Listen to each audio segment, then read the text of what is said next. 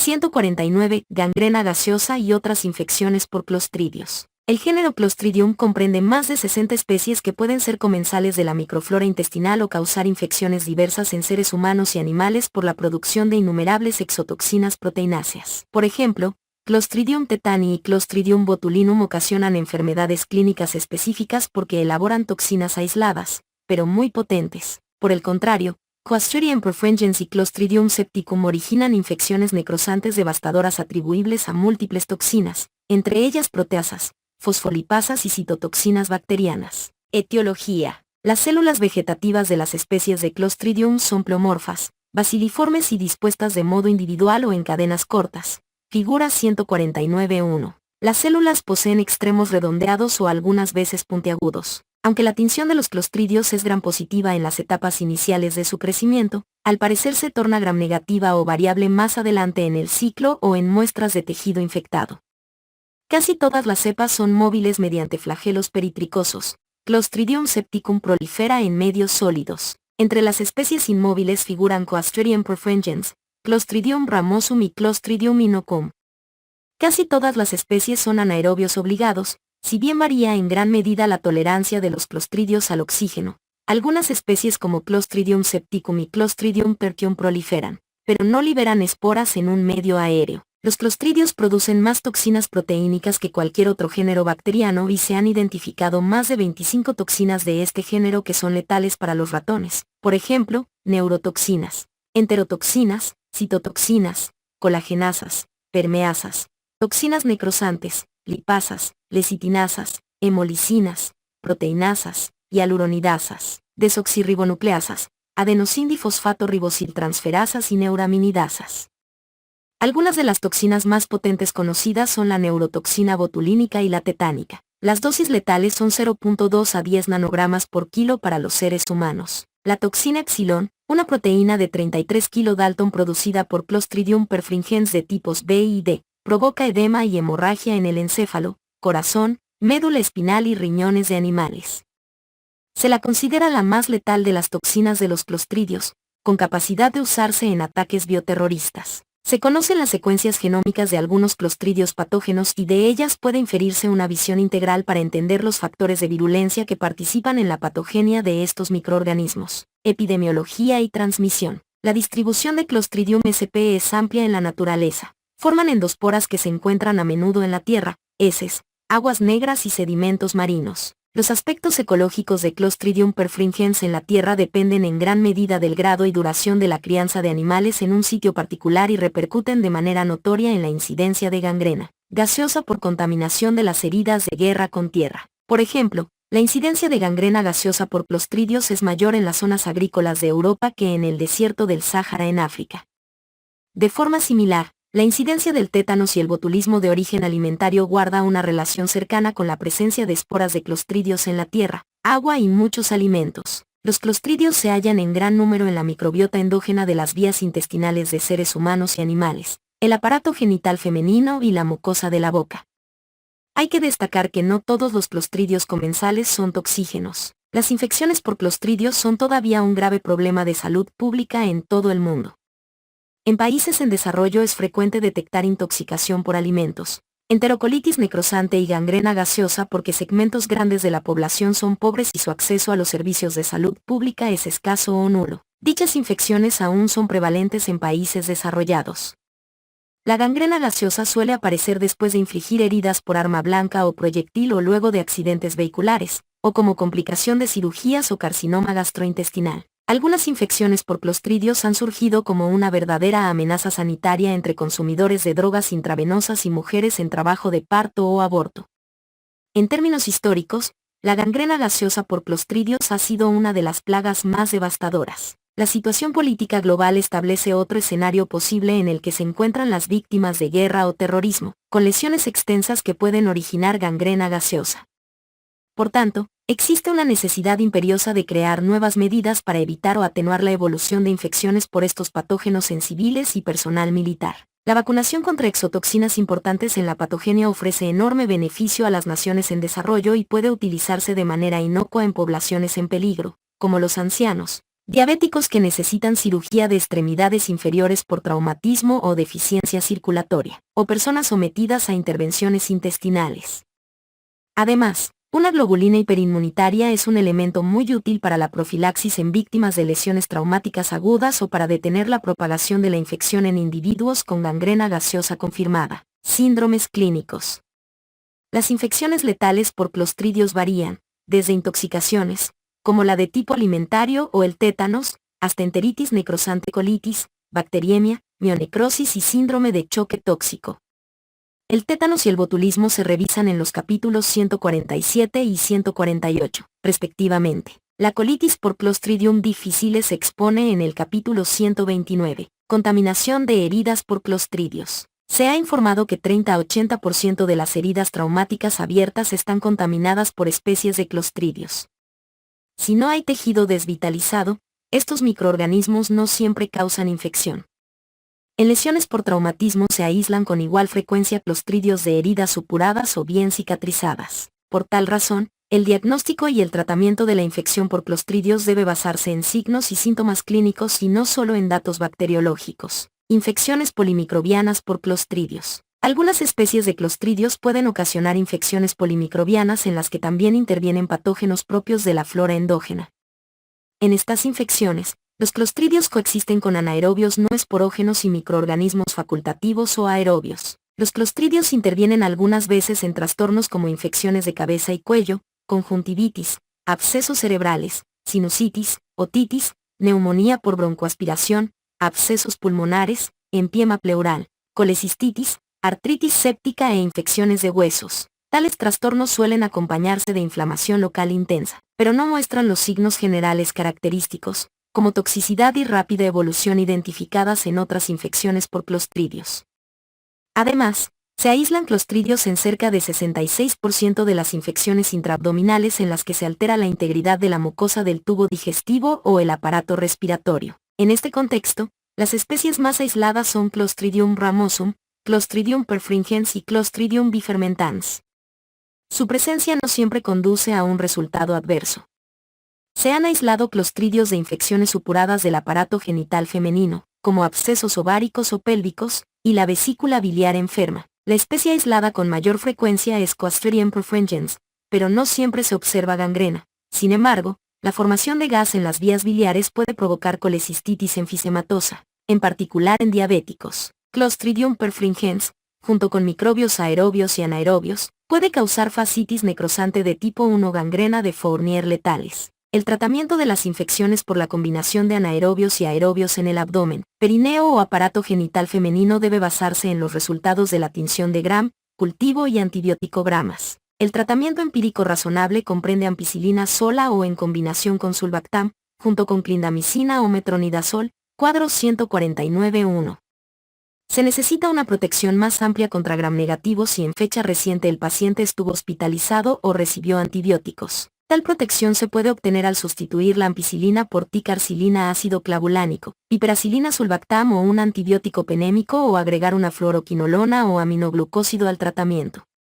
Debe instituirse tratamiento empírico por 10 a 14 días o hasta que mejore el estado clínico. Infecciones intestinales por clostridios. Clostridium perfringens de tipo A es una de las bacterias que ocasiona con mayor frecuencia trastornos de origen alimentario en Estados Unidos y Canadá. En general, los alimentos nocivos comprenden carnes y sus derivados mal cocidos, como salsas de carne, en que germinan esporas residuales y proliferen durante el enfriamiento lento o el recalentamiento insuficiente. La enfermedad surge por el consumo de alimentos que contienen como mínimo cerca de 10 elevado a la potencia 8 formas vegetativas viables, que liberan esporas en el entorno alcalino del intestino delgado y producen la enterotoxina de Clostridium perfringens en el proceso. La diarrea que aparece en 7 a 30 horas tras consumir el alimento contaminado es casi siempre poco intensa y cede por sí sola. Sin embargo, en personas de corta edad, ancianos e individuos inmunodeprimidos, los síntomas son más graves y en ocasiones letales. Es posible que Clostridium perfringens productor de enterotoxina sea el microorganismo causal de la diarrea persistente en ancianos que viven en asilos e instituciones terciarios y se considera también que causa la diarrea, vinculada con el consumo de antibióticos sin colitis pseudomembranosa. Las cepas de Clostridium perfringens que dan lugar a la intoxicación alimentaria poseen el gen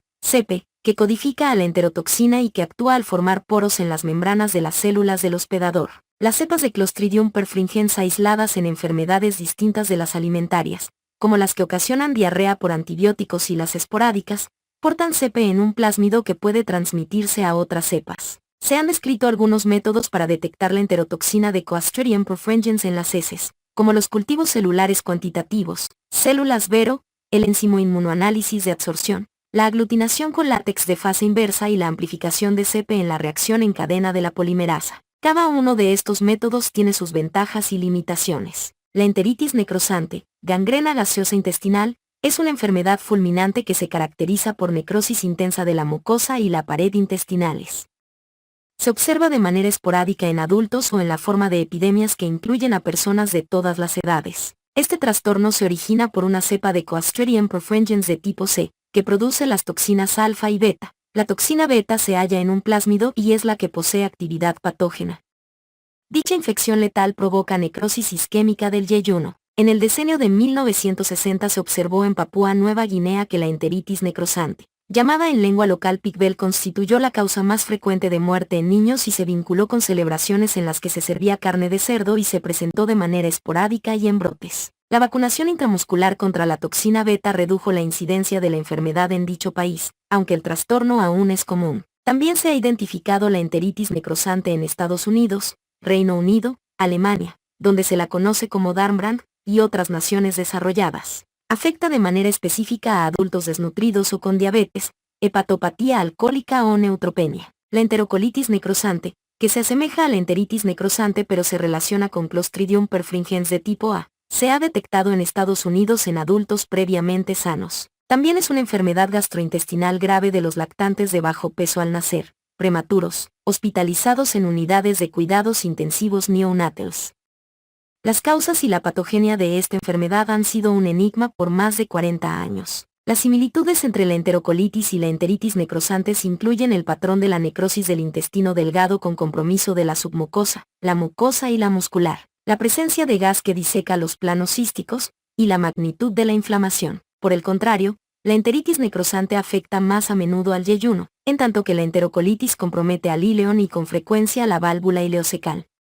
Las dos anomalías pueden presentar en un principio quistes gaseosos intestinales, si bien este signo es más frecuente en la enterocolitis necrosante. Es probable que el gas, que contiene hidrógeno, metano y dióxido de carbono, provenga de las actividades fermentadoras de bacterias intestinales, como los clostridios. Los datos epidemiológicos confirman la notoria participación de Clostridium perfringens u otros microorganismos productores de gas, como Clostridium neonatale, otros clostridios o especies de Klebsiella, en la patogenia de la enterocolitis necrosante. Todo individuo con sospecha de una infección intestinal por clostridios debe someterse a aspiración nasogástrica y recibir soluciones intravenosas. Se administra Pirantel vía oral con los intestinos inactivos mediante ayuno. Se administra benzilpenicilina, 1 millón de unidades, intravenosa cada 4 horas y se identifican las complicaciones que obliguen a una intervención quirúrgica. Los individuos con casos poco intensos se recuperan sin intervención quirúrgica. No obstante, ante indicaciones para operar, gas en la cavidad abdominal, ausencia de ruidos intestinales, dolor a la palpación por rebote y rigidez de la pared abdominal, la cifra de mortalidad es de 35 a 100%. Los resultados insatisfactorios dependen en parte de la perforación de los intestinos. La enteritis necrosante es todavía un trastorno frecuente en Papúa Nueva Guinea, por lo que exige atención el empleo de la vacuna con toxoide beta de Clostridium perfringens de tipo C en áreas locales. El trastorno puede evitarse con 2 dosis de la vacuna aplicada con una diferencia de 3 a 4 meses. Bacteriemia por clostridios. Algunas especies de clostridios son causa importante de infecciones en el torrente sanguíneo. Los estudios epidemiológicos moleculares de la bacteriemia por anaerobios han identificado a Clostridium perfringens y Clostridium tertium como las dos especies aisladas con mayor frecuencia y producen hasta 79 y 5%, respectivamente, de las bacteriemias por clostridios. En ocasiones surge bacteriemia por Clostridium perfringens en ausencia de infección identificable en otro sitio. Si se acompaña de mionecrosis, la bacteriemia tiene un pronóstico grave. Clostridium septicum también causa con frecuencia bacteriemia. Solo en raras ocasiones se detecta esta especie en las heces de personas sanas, pero puede identificarse en el apéndice normal. Más de la mitad de los individuos en quienes se identifica dicho microorganismo en los hemocultivos tiene alguna anomalía del aparato digestivo, como diverticulitis, o alguna neoplasia maligna oculta subyacente, como el carcinoma del colon. Además, se ha observado un vínculo de importancia clínica entre la bacteriemia por Clostridium septicum y la neutropenia de cualquier origen, de manera más específica con la enterocolitis neutropénica que afecta al íleon terminal o el ciego, en personas con diabetes mellitus, enfermedad cardiovascular aterosclerótica grave o mionecrosis por anaerobios, gangrena gaseosa, se puede identificar bacteriemia por Clostridium septicum. Este mismo microorganismo se ha aislado del torrente sanguíneo de cirróticos, además de Clostridium perfringens, Clostridium bifragmentans y otros clostridios. Las infecciones de la circulación sanguínea por Clostridium sordellii y Clostridium perfringens se han vinculado con síndrome de choque tóxico. La infección del torrente sanguíneo por Clostridium tertium, sola o en combinación con Clostridium septicum o Clostridium perfringens, se detecta a veces en individuos con alguna enfermedad primaria grave, una neoplasia maligna o pancreatitis aguda, con o sin enterocolitis neutropénica. No se ha estudiado de manera sistemática su frecuencia. Puede resultar difícil la identificación y el tratamiento de Clostridium tertium puede captar tinciones para gram negativos. Es aerotolerante y resistente al metronidazol, clindamicina y cefalosporinas. También causan bacteriemia otros clostridios del grupo Clostridium clostridioforme, incluidos Clostridium clostridioforme, Clostridium attewayi y Clostridium voltee. Nunca se insistirá demasiado en la importancia clínica de identificar la bacteriemia por clostridios,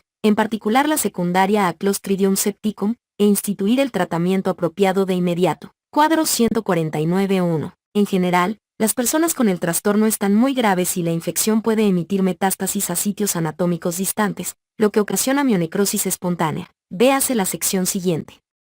No se dispone de otros métodos para identificar estas cepas, como reacción en cadena de la polimerasa u otras técnicas diagnósticas rápidas. Hasta el momento, los hemocultivos en busca de anaerobios y la interpretación de la tinción de Gram son aún los mejores estudios. Infecciones de la piel y tejidos blandos por clostridios. Las especies histotóxicas de clostridios, como Clostridium perfringens, Clostridium histolyticum, Clostridium septicum, Clostridium noblei y Clostridium sordellii, originan infecciones necrosantes devastadoras de la piel y tejidos blandos. Estas infecciones se atribuyen en parte a la elaboración de proteasas, fosfolipasas y citotoxinas por las bacterias.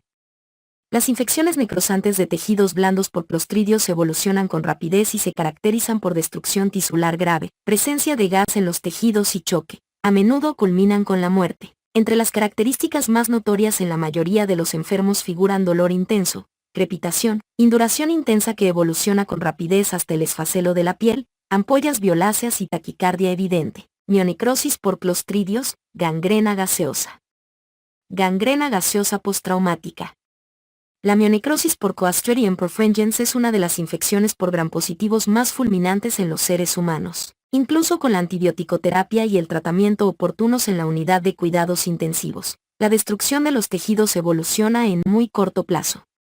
La gangrena gaseosa se acompaña de bacteriemia, hipotensión e insuficiencia de múltiples órganos. Sin tratamiento siempre es letal. La gangrena gaseosa constituye una urgencia verdadera y obliga a practicar desbridamiento quirúrgico de inmediato. Para la aparición de la gangrena gaseosa se necesita un entorno anaerobio y contaminación de la herida con esporas o microorganismos vegetativos.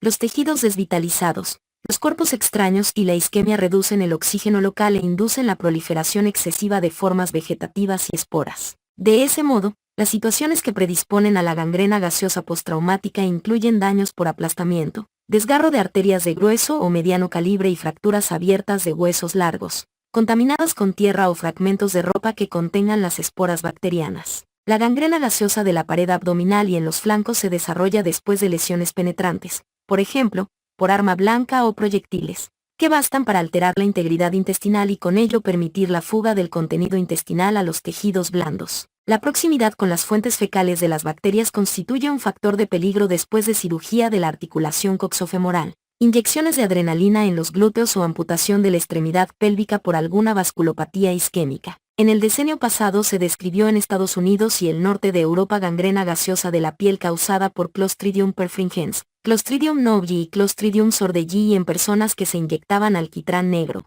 heroína, de forma subcutánea. El periodo de incubación de la gangrena gaseosa postraumática puede ser incluso de 6 horas. aunque por lo regular es menor de 4 días. La infección se caracteriza por dolor muy intenso de comienzo repentino en la zona afectada y el desarrollo rápido de una herida fétida de la cual mana una secreción serosanguinolenta fluida que emite burbujas de gas. Después del edema intenso y la induración surgen ampollas cutáneas que contienen un líquido azuloso o castaño. Más adelante dicho tejido se licúa y esfacela. El borde entre los tejidos sanos y los necróticos avanza varias pulgadas por hora a pesar de la antibiótico-terapia apropiada y la única intervención que puede salvar la vida es la amputación radical. El choque y la insuficiencia de órganos acompañan casi siempre a la gangrena gaseosa y, cuando los individuos muestran bacteriemia, la tasa de mortalidad es mayor de 50%. No es difícil diagnosticar gangrena gaseosa postraumática porque la infección comienza por lo regular en el sitio de un traumatismo grave. Se acompaña de gas en los tejidos y su evolución es rápida. Casi siempre aporta datos definitivos la tinción de Gram de líquido de drenaje o fragmentos de tejido para biopsia y ahí se identifican grandes bacilos gram positivos o variables. Ausencia de células propias de la inflamación y necrosis muy amplia de tejidos blandos. Gangrena gaseosa espontánea, no traumática. Las más de las veces, la gangrena gaseosa espontánea es resultado de la diseminación hematógena hacia el músculo sano de clostridios cistotóxicos, en particular Clostridium perfringens, Clostridium septicum, Clostridium novi y de modo ocasional Clostridium tertium, provenientes de un punto de entrada en el aparato digestivo, como en el cáncer de colon, enfermedad inflamatoria intestinal, diverticulitis, enterocolitis necrosante, cecitis, ileitis distal o después de una cirugía del aparato digestivo, incluida la polipectomía por colonoscopía. Estos cuadros patológicos del tubo digestivo posibilitan la penetración de bacterias en el torrente sanguíneo y por tanto Clostridium septicum aerotolerante puede proliferar en tejidos sanos. Los individuos que logran vivir después de la bacteriemia o la gangrena espontánea por Clostridium septicum deben someterse a estudios diagnósticos intensivos para descartar alguna alteración del aparato digestivo. Otros factores más del hospedador que predisponen a la gangrena son leucemia, trastornos linfoproliferativos, tratamiento antineoplásico, radioterapia y SIDA. La neutropenia cíclica congénita o adquirida también posee un vínculo estrecho con una mayor incidencia de gangrena gaseosa espontánea por Clostridium septicum. En estos casos, muchas veces surge enterocolitis necrosante, tiflitis o ileitis distal, sobre todo en niños. La primera manifestación de la gangrena gaseosa espontánea puede ser la confusión, seguida de dolor muy intenso de comienzo repentino, sin traumatismo. Estos signos, junto con la fiebre, obligan a sospechar la posibilidad de gangrena gaseosa espontánea. Sin embargo, debido a que no se reconoce un sitio evidente de penetración, a menudo se retrasa el diagnóstico preciso o se pasa por alto. La infección se caracteriza por destrucción tisular de evolución rápida, con gas demostrable en los tejidos, figura 149.2. Se intensifica la hinchazón y aparecen ampollas llenas de un líquido claro, turbio, hemorrágico o purpúreo.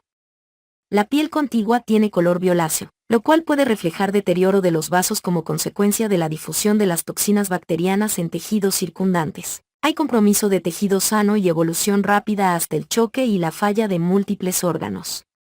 Las cifras de mortalidad en esta situación son de 67 a 100% en adultos, en niños de 59% y la mayor parte de los fallecimientos ocurre en término de 24 horas tras el inicio del trastorno. Histopatogenia de la gangrena gaseosa.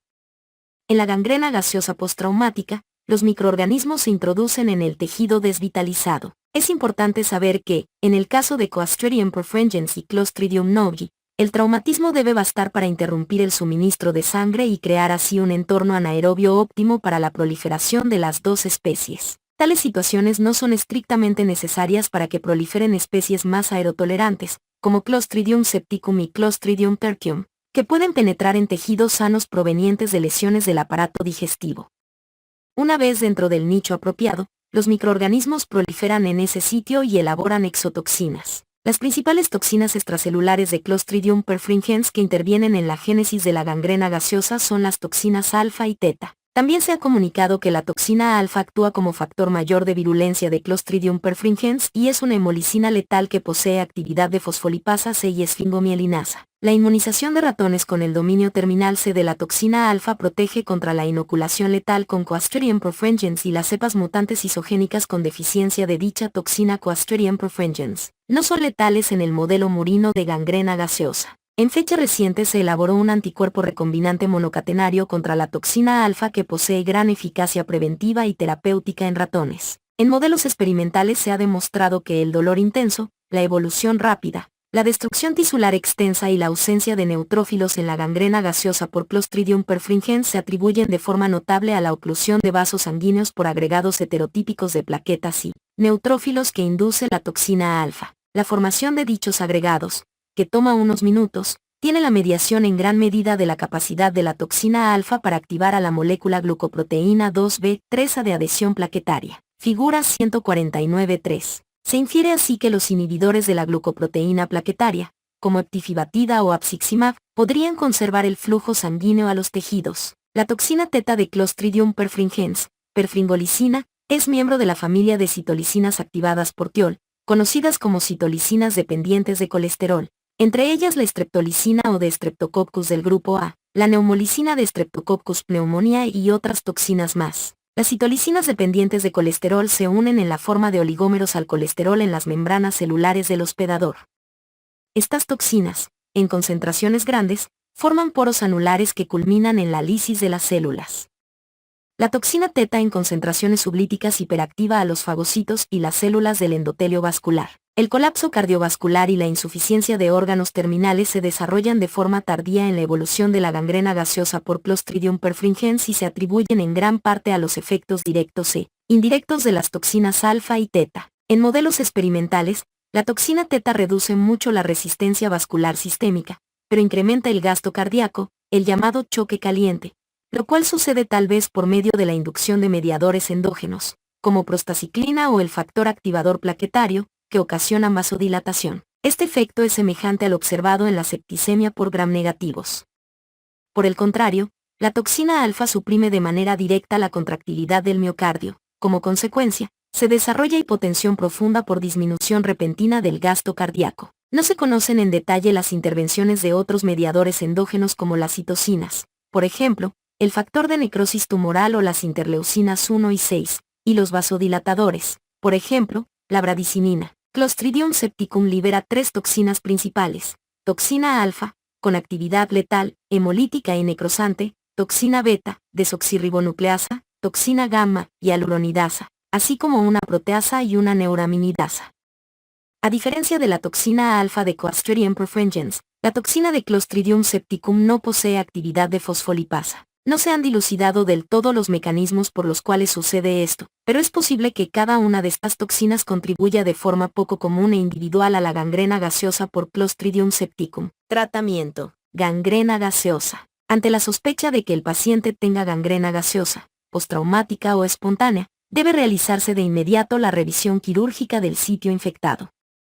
Es de suma importancia el estudio directo de frotis de los tejidos afectados con tinción de Gram. Los signos histológicos característicos de la gangrena gaseosa por Clostridios comprenden destrucción extensa de tejidos, escasos leucocitos en los tejidos infectados, junto con acumulación de estos en vasos contiguos. Figura 149.4, y la presencia de microorganismos baciliformes gram-positivos, con o sin esporas. Son de gran utilidad la tomografía y la resonancia para identificar si la infección está localizada o se ha propagado a planos aponeuróticos. El estudio del material para biopsia obtenido por aspiración con aguja o sacabocado permite establecer el diagnóstico etiológico cuando menos en 20% de los casos.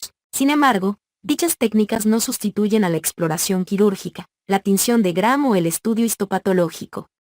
Si se sospecha gangrena gaseosa espontánea, se solicitan hemocultivos, ya que horas antes de las manifestaciones cutáneas se produce la bacteriemia. En personas con manifestaciones de gangrena gaseosa por Clostridios es de importancia principal el desbridamiento quirúrgico como técnica de urgencia. Es importante extirpar de forma extensa todo el tejido desvitalizado hasta llegar a los músculos y la piel viables y sanos, para eliminar asimedios y entornos que favorezcan la proliferación ininterrumpida de los microorganismos anaerobios. Es importante retrasar 5 a 6 días el cierre de heridas traumáticas o fracturas compuestas, hasta confirmar que no hay infección en esos sitios. A excepción de la infección por Clostridium tertium, véase más adelante, el tratamiento de la gangrena gaseosa postraumática o espontánea por medio de antibióticos.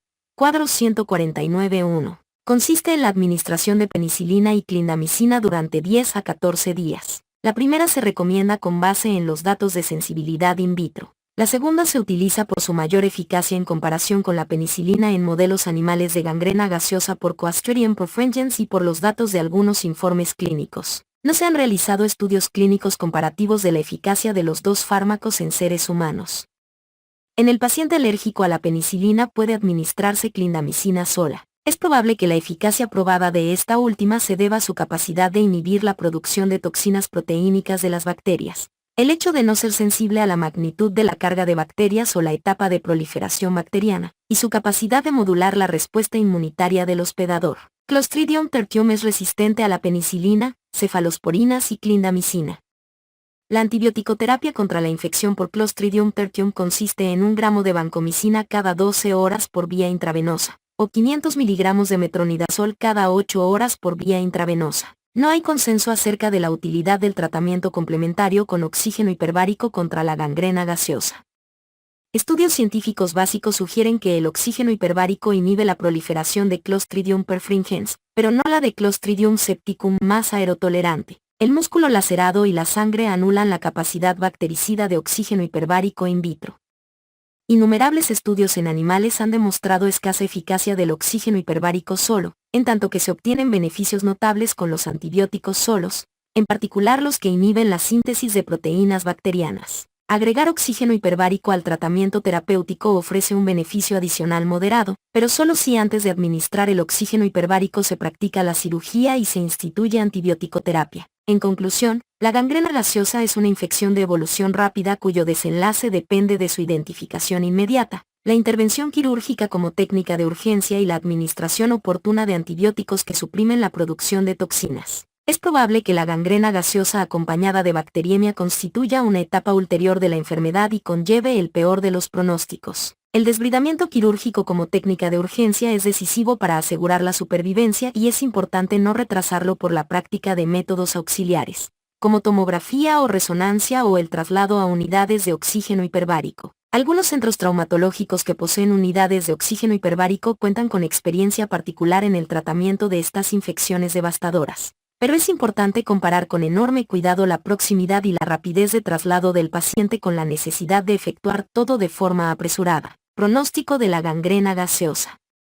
El pronóstico es más favorable cuando la infección afecta una extremidad y no el tronco o vísceras, dado que en estas últimas es más difícil el desbridamiento quirúrgico. Hay más posibilidades de que la gangrena gaseosa evolucione y llegue al choque y la muerte en individuos que también tienen bacteriemia y hemólisis intravascular. Las cifras de mortalidad alcanzan su máximo en pacientes en estado de choque para la fecha del diagnóstico. Dichas cifras son relativamente altas en personas con gangrena gaseosa espontánea, en especial la consecutiva a Clostridium septicum. Los individuos que sobreviven a la gangrena gaseosa necesitan múltiples desbridamientos y tienen largos periodos de hospitalización y rehabilitación. Prevención de la gangrena gaseosa. El desbridamiento inicial intensivo de tejido desvitalizado reduce el riesgo de gangrena gaseosa en heridas profundas contaminadas. Las intervenciones que deben evitarse incluyen la aplicación prolongada de torniquetes y el cierre quirúrgico de heridas traumáticas. Los individuos con fracturas compuestas están expuestos a un notable riesgo de desarrollar gangrena gaseosa si se cierra su lesión por medios quirúrgicos. La vacunación contra la toxina alfa protege contra la gangrena gaseosa por Clostridium perfringens en animales de experimentación, pero no se ha investigado en seres humanos. Además, como se mencionó ya, una globulina hiperinmunitaria constituiría un adelanto notable en la profilaxis en víctimas de lesión traumática aguda, o para atenuar la propagación de la infección en individuos con gangrena gaseosa confirmada. Síndrome de choque tóxico. Después de operaciones en el aparato genital femenino, parto o aborto, espontáneo o provocado, quirúrgico o médico, surge algunas veces infección del endometrio por clostridios, en particular Clostridium sordellii que, una vez confirmada, evoluciona con rapidez y llega a síndrome de choque tóxico y la muerte. Entre las manifestaciones generales destacan edema, derrames, leucocitosis profunda y hemoconcentración, presentando con rapidez hipotensión e insuficiencia de múltiples órganos. Entre las características de la infección por Clostridium sordellii figuran el incremento del hematócrito a 75 a 80%, leucocitosis de 50.000 a 200.000 leucocitos por microlitro, con un desplazamiento de la imagen leucocítica a la izquierda. Es posible que el dolor no constituya un signo notable y casi nunca hay fiebre. En una serie, 18% de 45 casos de infección por Clostridium sordellii se produjo con el parto normal. En 11% hubo un aborto médico inducido y en 0.4% aborto espontáneo. La tasa de morbilidad fue de 100% en estos grupos. De las infecciones en esta serie que no dependieron de métodos ginecológicos ni del parto, 22% se produjo en consumidores de drogas intravenosas y 50% de estos pacientes falleció.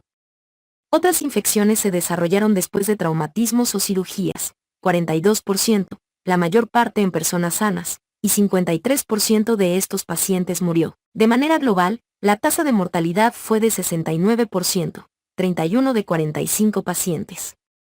De los individuos que murieron, 85% falleció en término de 2 a 6 días de la infección inicial o después de los procedimientos. También se ha descrito una endometritis necrosante espontánea por Clostridium bifermentans que es rápidamente mortal y se acompaña de choque tóxico, reacción leucemoide y fuga capilar. El diagnóstico oportuno de infecciones por Clostridium sordellii es difícil por varias causas. En primer lugar, es pequeña la prevalencia de las infecciones de este tipo. En segundo lugar, los síntomas iniciales son inespecíficos y muy desorientadores. En los comienzos de la evolución, la enfermedad se asemeja a muy diversos trastornos infecciosos, incluidos síndromes virales. Ante estos síntomas indefinidos y la ausencia de fiebre, el médico casi nunca solicita otros estudios diagnósticos complementarios. Puesto que no hay signos locales de infección ni fiebre, el diagnóstico oportuno de la infección de Clostridium sordellii constituye un grave problema en pacientes que desarrollan al final infección profunda después del parto, aborto terapéutico, cirugías en zonas del tubo digestivo o traumatismos. En estos individuos se realizan a menudo estudios en busca de embolización pulmonar, hemorragia de tubo digestivo, pielonefritis o colecistitis. Por desgracia, el retraso del diagnóstico en estas situaciones agrava el peligro de muerte y, como ocurre en muchas de las infecciones necrosantes de tejidos blandos, los individuos muestran hipotensión con manifestaciones de disfunción de órganos cuando se manifiestan los signos y síntomas locales. Por el contrario, es más fácil sospechar la presencia de la infección en consumidores de drogas intravenosas que acuden por primera vez al médico con hinchazón local, dolor y rubor en los sitios de la inyección. Y es posible que la identificación oportuna del problema favorezca una menor mortalidad en dicho grupo. Los médicos deben sospechar una infección por Clostridium sordellii en pacientes que acuden a consulta 2 a 7 días después de lesionarse, someterse a cirugía, inyectarse drogas, o tras un parto o aborto, con manifestación de dolor, náusea, vómito y diarrea,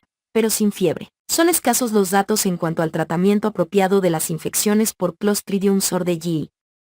En realidad, el intervalo que media entre el comienzo de los síntomas y la muerte suele ser tan corto que es muy poco el tiempo para instituir el tratamiento antibiótico sobre bases empíricas. Los hemocultivos y material aspirado de la herida en busca de anaerobios son lentos y laboriosos, y muchos laboratorios de hospital no practican de manera sistemática los antibioticogramas propios de los anaerobios. Los datos de antibioticogramas realizados en estudios anteriores sugirieron que Clostridium sordellii, a semejanza de muchos clostridios, es susceptible a la acción de antibióticos beta-lactámicos, clindamicina, tetraciclina y cloranfenicol, pero resistentes a aminoglucósidos y sulfonamidas. Es posible que los antibióticos que suprimen la síntesis de toxinas, como la clindamicina, sirvan como complementos terapéuticos porque son eficaces en infecciones necrosantes por otros microorganismos gram-positivos toxígenos, infecciones de la piel y tejidos blandos por otros clostridios. La celulitis crepitante, denominada también celulitis por anaerobios, afecta sobre todo a diabéticos y lesiona de manera característica tejidos subcutáneos o retroperitoneales, en tanto que deja indemnes los músculos y la saponeurosis. Esta infección evoluciona algunas veces hasta llegar a una enfermedad sistémica fulminante. Entre consumidores de drogas intravenosas se han corroborado casos de infección por Clostridium histolyticum, con celulitis, formación de abscesos o endocarditis. Se ha descrito endoftalmitis por Clostridium sordellii y Clostridium perfringens. También se ha aislado a menudo Clostridium ramosum de muestras clínicas que incluyen sangre y tejidos intraabdominales y tejidos blandos. Las bacterias mencionadas pueden ser resistentes a la clindamicina y a múltiples